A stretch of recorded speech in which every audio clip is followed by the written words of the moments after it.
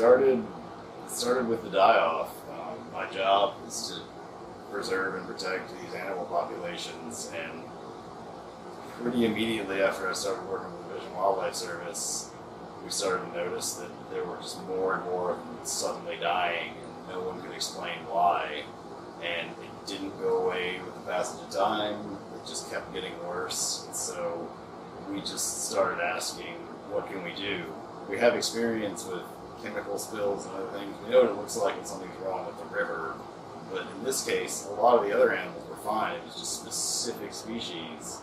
And so as we dug around and asked, what could this be? Disease was the real answer that made any sense for what we'd seen. And as we reached out for disease experts, Tony and his group and some of the people at the Fish Health Centers and the U.S. Geological Survey were the ones that really were gung-ho about helping out, jumped on board, and it really just kind of spiraled from there. Yeah. And there have been die-offs, it sounds like a lot of places, not just in your river. Yeah. All over the world. All over the world for years. A lot of times they get missed. It's unlike fish kills. A lot of people know when there's a fish kill. It's pretty obvious. There's dead fish floating everywhere. It gets called in pretty well. I've yet to encounter a case where there was a mussel die-off that was called in by a member of the general public. Very few people even know these animals exist. So it really relies on that small group of people who know what to look out for, calling in and getting the help they need to diagnose it before all the evidence is gone. Piles of dying mussels, it's honestly really hard. Usually they're down, buried in the bottom of the river, and you can only see a small portion of them.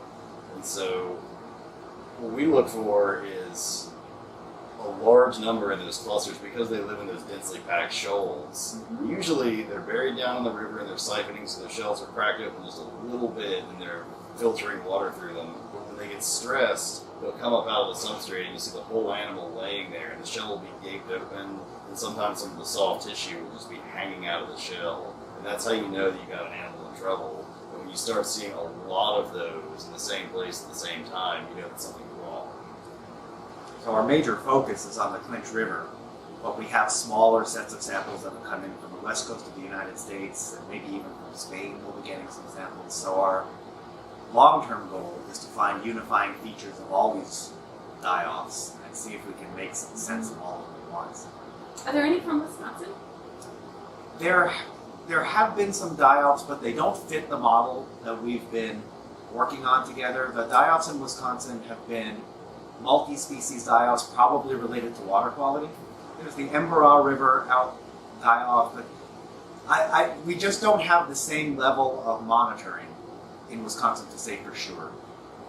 Now, it's nice though that in La Crosse at the Fish Health Center, we have some of the world's mussel experts because we are, they're an important part of Wisconsin's biodiversity as well. And the Mississippi River, of course, is one of our borders, and that's a repository of mussel biodiversity too. We have rivers like the Mukwonago, which are almost as diverse as the Clinch, not quite, but almost. So we have some mussel epicenters of diversity and endemism here too. But for an animal that is so hidden from view, you have to sort of wonder, could there be many, many more of these things than we even know about, these die-offs?